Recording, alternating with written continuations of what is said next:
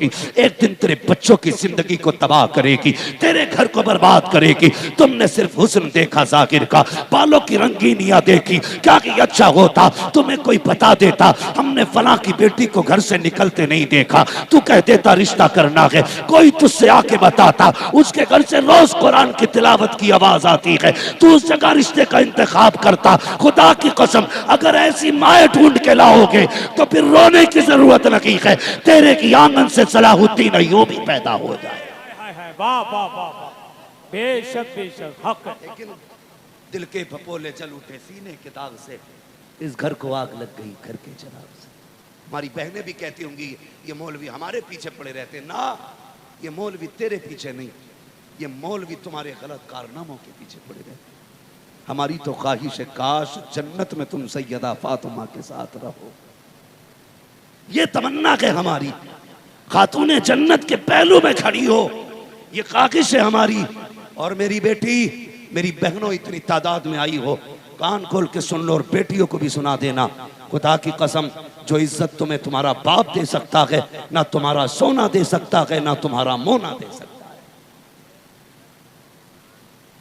नहीं दे सकता।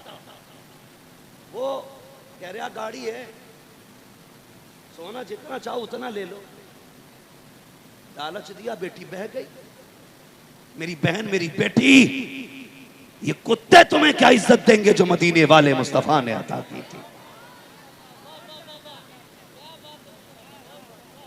Social media पर बैठ के भौंकने वाली कुतियां इस्लाम पे टिप्पणी करती हैं, कहती नहीं नहीं ये गलत है, ये गलत है, इस्लाम में ला के तो दिखा। बेटे को अगर एक हिस्सा दिया गया है तो बेटियों को दो जगह हिस्सा दिया गया है, ये इज्जतें किसने दी है? इस्लाम ने इज्जत दी है, जरा ला के तो दिखा। खुदा की कसम देखो तो सही जो रिश्ते हराम किए गए हैं, किस लिए? इस्लाम ने कितनी बेटी की इज्जत बचाई है, इतनी बचाई है ताकि किसी बेटी के ऊपर एक ही वक्त में तो भाई नजर न रख सके, बेटी के ऊपर एक वक्त में तो सके बाप नजर न रख सके। अल्लाह अकबर, ये इज्जतें अगर किसी ने दी है तो इस्लाम ने दी है। तुम कहते हो ये 4 निकाहों से बेटी की इज्जत जाती है, खुदा की कसम इस्लाम ने बेटियों को जलील नहीं किया है। बेटियां जलील तब होती है जब एक औरत को 4 लोगों से निकाह करना पड़े, तब बेटी जलील होती है। जब एक बेटे के घर में 4 औरतें होती है तो बेटियां जलील नहीं होती, बल्कि बेटियां इज्जत वाली हुआ करती। अच्छी बात है, हक है, हक है। बहुत अच्छा, बहुत वही न्यूज चलाएंगे अपने घर के अंदर, ना चलाओ यार। खुदारा मेरी बेटी सुन, मेरी बहन सुन, तू क्या है, ये 4 दिन की जिंदगी, अगर फटे कपड़े भी आज पैबंद लगा ले, फटे कपड़ों को पैबंद लगा के पहन ले, जन्नती चादर लेकर खातूने जन्नत तेरी कब्र में तशरीफ लाएंगे। उनके किरदार को तो जिंदा करो यार, उनके किरदार को जिंदा करो। हर कोई ये चाहता है कि मेरा बेटा बायजीद बुस्तामी हो, हाँ, कुतुबुद्दीन बख्तियार काकी हो, ख्वाब सबके ये हैं, लेकिन ये कोई नहीं सोचता कि जैसी जमीन होती है वैसी फसल होती है, जैसी जमीन होती है वैसी फसल होती है, जैसी माँ होती है वैसी नस्ल होती है। सीधी सी बात। ये जो इतने बैठे हैं यकीनन ये इनकी माओ की परवरिश का नतीजा है कि इतनी ठंड में बैठे हैं। गोया माँ ने बचपन से सिखाया था हम तो दुनिया में आए ही मदीने वाले मुस्तफ़ा के लिए। ये बैठकें बताती है। तो फरमाया गया दोस्त को समझना है तो दोस्त से समझो, और जिसका कोई दोस्त ना हो उसके साथ 2 दिन दोस्त बन के रह के देख लो, तुम्हें हर इंसान पूरा समझ में आ जाएगा। मैं तो मुबारकबाद देता हूँ आपके माँ बाप को जिन्होंने कम से कम ये तरबियत दी, बेटा दुनिया सो भी रही हो ना तो बिस्तर का ख्याल ना करना, जहाँ मदीने वाले की बातें हो रही हो वहीं जाके बैठ जाना। ये मेरी बहन बस आखिरी बात मैं कह जाऊँ, खुदारा तुम्हारी इज्जत इस्लाम ने कितनी बढ़ाई। जो सोनू मोनू चोनू के चक्कर में चली गई वो आप सभी को मालूम है, या तो बैग में भरी मिली है, या पटरी पे मिली है ट्रेन की, या फिर जंगल में सड़ी गली मिली है, या नालों से कुत्ते बोटियां लेके उनकी गए हैं। और बेशक इस्लाम के गद्दारों का यही हश्र होता है। हमें कोई अफसोस नहीं कि जो मुर्तद होते हैं वो वाजिबुल कत्ल होते हैं, कोई एहसास नहीं। हाँ, अगर हमारी कौम का गरीब बच्चा अगर एक रोटी के बगैर भूखा सो गया तो इस मरने वाली से हमें उस भूखे का एहसास ज्यादा होगा। और करना मेरी बेटी, जो मैं बात कहने जा रहा हूं, जो ये जो जिंदगी है ना, 17 पैबंद हो 18 पैबंद लगाए चली जा। मत सोच के तेरे शोहर ने, कई औरतें कहती हैं कि मेरी शोहर से बनती नहीं। जब शोहर से पूछा ना क्यों नहीं बनती, उसने कहा मैंने पसंद के कपड़े नहीं पहना सका। इतनी सी बात पे शोहर से बिगड़ गई, इतनी सी बात पे तुम्हारी पसंद के कपड़े नहीं आ सके और तुम नाराज हो गई। तुम शोहर के थोड़े तोहफे पे राजी हो जाओ, इंशाअल्लाह कयामत में मुस्तफा तुम्हारी थोड़ी नेकियों को देख के मुस्कुराने लग जाएंगे। करो ना कुछ तो करो, करो कुछ। तुमसे भी गुजारिश है मेरे भाई, अपने तरीके बदलो। मेरी बहनों सुने, ये जो 4 दिन की जिंदगी है ना, इसे कनीज़े फातिमा बन के गुजारे, कनीज़े फातिमा बन के। और तारीख गवाह है, दीन जन्नत सस्ते नहीं है, मुश्किल है। शहादत गहे उल्फत में कदम रखना है। लोग आसान समझते हैं मुसलमान होना, इतना आसान नहीं है मुसलमान होना। हाँ, बहुत मुश्किल काम है। जब आपने कलमा पढ़ा है तो आपको ना इम्तिहान तो देने पड़ेंगे, बड़े बड़े मुश्किल से। अभी कोई बता रहा था मुझे, किसी ने खबर दी कि अभी कुछ दिन पहले एक न्यूज़ चली है जिसमें मुसलमानों ने ये कहा माज़ अल्लाह, हमें अल्लाह का करम तो दिखाई नहीं दे रहा है, उसके करिश्मे नहीं दिखाई दे रहे, इसलिए हमें ये मजहब सच्चा नहीं लगता। मैंने कहा चुप हो जा, वो ऐसा कादिर मुतलक है, एक पलक झपकने से पहले पूरी कायनात को अगर चाहे तो सजदे में गिरा देगा, सजदे में गिरा देगा। अगर ये सितम हो रहे हैं तो ये तेरा मेरा इम्तिहान भी तो हो सकता है। तू बता, जो तू चिढ़ गया मस्जिद के कब्जे पे, जो तुझे पेट में दर्द हो गया मस्जिदों के ठाने पे, क्यों मर गया तू? तुझे लगता है तेरी बेइज्जती हो गई? क्या तेरी शान करबला वालों से ज्यादा बुलंद है? क्या वो इम्तिहान से नहीं गुजरे? क्या सुनहरा को इम्तिहान की सरहद पार नहीं करनी पड़ी? गिरबान तो क्या, उन्हें तो आंख की कुर्बानी देनी पड़ी, आंखों की कुर्बानियां देनी पड़ी। क्या वो पीछे हटे? बोलो, क्या वो पीछे हटे? क्या उन्होंने कहा हम नहीं मानते खुदा को? माज़अल्लाह, उनके तसव्वुर में भी ये बात नहीं आई। और तू सूद ब्याह सट्टे सारे खा के कहता है मदद नहीं आ रही। अपने रब की जात पे भरोसा रखो और अकीदा बना लो, अगर हमारा रब हमारे दुख में राजी है ना तो हम उसके फैसलों में राजी हैं। तुम अपनी मर्जी उसकी मर्जी में डाल दो, फिर देखो वो सारे काम तुम्हारी मर्जी से कर डाले। यही तो लोग नहीं जानते ना, यही गुण लोगों को नहीं आता है। अपनी मर्जी रब की मर्जी में ढाल दो, फिर रब अपनी मर्जी को तुम्हारी मर्जी के साथ शामिल कर देगा। वो एक मजसूब थे, बहुत बड़े बुजुर्ग, लोग दुआओं के लिए उनके पास जाया करते थे। एक बस्ती के जंगल में वो रहते थे। इत्तेफाक से वो बस्ती एक नदी के किनारे पर थी। सुने देखो, उल्टी ही चाल चलते हैं दीवान गाने इश्क, आंखों को बंद करते हैं दीदार के लिए। तो वो जब नदी में पानी ज्यादा आया ना कसरत से, लोग दौड़ के गए। हुजूर, कहा क्या? दुआ कर दो गांव डूब जाएगा। कहा क्योंकि ये बांध टूटने वाला है। उठे और जाने के बाद फावड़ा लेके ना बांध खोदना शुरू कर दिया। लोग कहने लगे लो जी, बचने आए थे, बाबा ने फंसा डाला। कहा क्या हुआ? कहा थोड़ा थोड़ा रिश्ता, ये तो पूरा पानी काट रहे हैं, ये तो गांव तबाह कर देंगे। सब छोड़ के चले गए, सारे डर के भाग गए। थोड़ी देर के बाद बाबा लौट आए। कहा बाबा तुमसे तो पानी उधर पहुंचाने को कहा था, आपने जाके पानी काटना शुरू कर दिया। कहने लगे नहीं, मैं काटा नहीं था, मैंने पानी रोका था। कहा कैसे?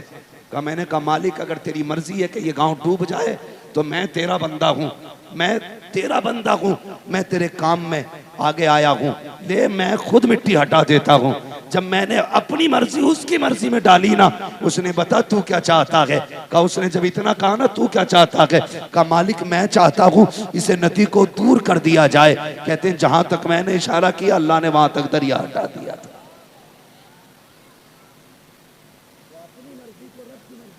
क्या आदि बने, इतनी तेजी से अकीदे हमारे बदलते जा रहे हैं, भरोसा नहीं रहा। नौजवानों अल्लाह ने हमारे लिए बड़ी खूबसूरत जन्नत बनाई है। अगर बता दूं उसकी नहरों की बातें और उसके बागात, उसके फल, तो खुदा की कसम बंदा सोचता तारीख दुनिया हो जाऊं। 60 साल मुसीबतों के बाद कितनी बड़ी राहत मिलने वाली है।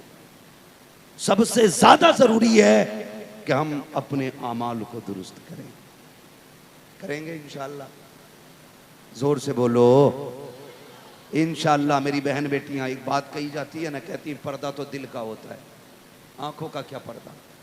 और तुम जो ये आम ऐलान करते हो ना, कजीन है, चचेरा भाई है, खलेरा भाई है, याद रखो शरीयत ने जो हदें कायम कर दी ना, उन हदों को पार करने वाले कभी फायदे में नहीं रहे, हमेशा घाटे में रहे, हमेशा घाटे में रहे।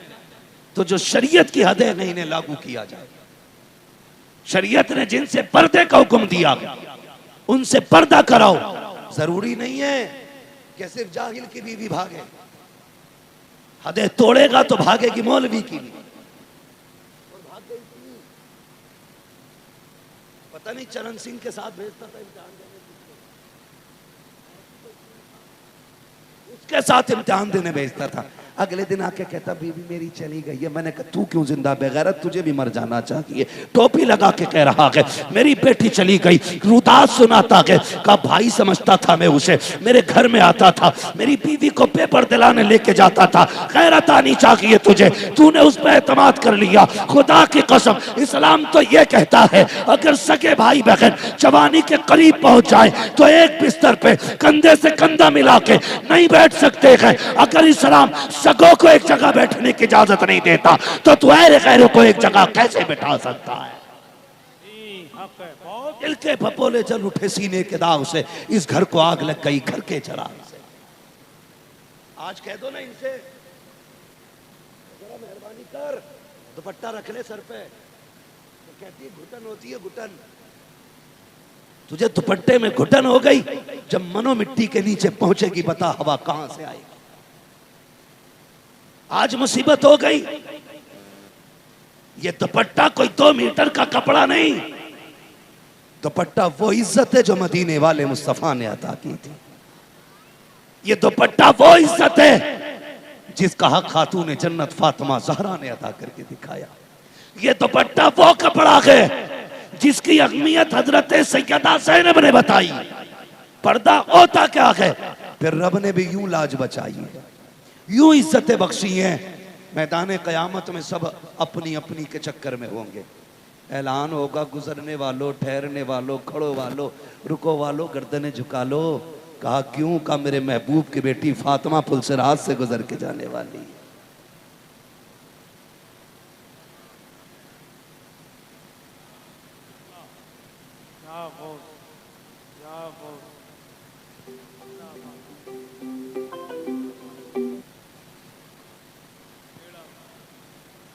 अल्लाह समझ गए सारे लोग?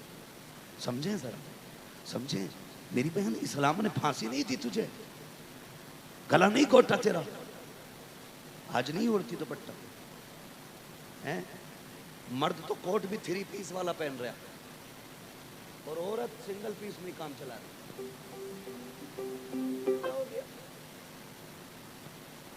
इस्लाम इतना गैरत वाला दीन है कि उसने कफन को भी ऐसा रखा है। मर्द के 3 कपड़े हैं तो औरत के 5 कपड़े रखे हैं। 5 कपड़े। जाते कब्रिस्तान जाते हो, जाते वो लौट आते हैं, जिन्हें कंधे पे ले जाया जाता वो लौट के नहीं आते हैं। इसलिए कि मेरे इमाम ने कहा था हाय गाफिल वो क्या जगह है जहां 5 जाते हैं 4 फिरते हैं, वो सुए लालाजार फिरते हैं, तेरे दिन है बहार फिरते हैं। लोग कहते हैं आला हजरत ने खाली काफिर बनाया। मैंने कहा ना, ये भी गलत बोल गया, लेकिन कामों किए मेरे इमाम ने बड़े बड़े। उन्होंने क्या कहा, पूरी कौम को आगाह किया उन्होंने ये भी तो कहा था, सूना जंगल रात अंधेरी, छाई बदली काली है, सोने वालों जागते रहियो, चोरों की रखवाली है। जाते हैं ना कब्रिस्तान। अच्छा, जब मर्द का जनाजा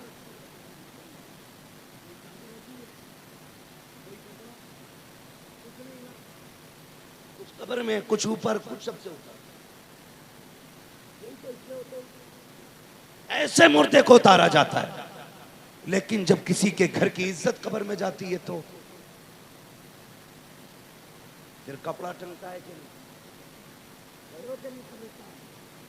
कोई बोले, फिर कपड़ा टांगा जाता है। कहा सुनो भी, नजरें फेर लो। कहा क्यों? कि मरहूमा को कब्र में उतारा जा रहा है। ये ऐलान होता है कि नहीं? बोलो, एक ऐलान और होता है कि गैर महरम इस औरत का चेहरा न दिखाए, चेहरा दिखाया जाए। ये ऐलान होता है कि ऐलान किया जाता है, गैर महरम इसका चेहरा ना देखे। मेरी बेटी, अब दिल थाम के मेरी बात सुन। तुझे 3 जगह मैंने इज्जत देते देखा। जब तुझे गुस्ल दिया गया, का सारे लोग हट जाएं, कोई इसके कपड़े पे भी किसी की नजर ना पड़े। जब इसको कफन दिया गया, लेटाया गया, तब यह ऐलान किया गया, गैर महरम इसका चेहरा ना देखे। जब कब्र में उतारने की बारी आई, चारों तरफ से कपड़ा लगा दिया गया। हम भी तो कब्रिस्तान में खड़े थे। का मौलवी पीछे हट जा, अब इधर नहीं देख सकता है, इसलिए कि बेटी जनाजा कब्र से, जनाजे से कब्र में जा रखी है। अब नजरें फेर ली जाएं। मैंने कहा कौन है? कहा फला की बेटी है। मैंने कहा इतनी इज्जत? कहा हाँ। अब कब्र में उतारा जा रखा है। ये औरत है, तुझे पता नहीं है? मैंने कहा मुझे खूब पता है, तभी तो हैरत हो रखी है। तुम्हें भी आज दिख रहा है, आज कहते हो फला की बेटी है। नजरें फेर ली जाएं। कल जब ये बिना दुपट्टे के शादी में जाती थी, तब ये किसी की बेटी थी कि नहीं? जब मैरिज हॉल में जाकर के ये खुले बालों से घूमती थी, तब किसी को याद नहीं आता था ये किसी की बेटी है। जब मेले मजार में जाती थी,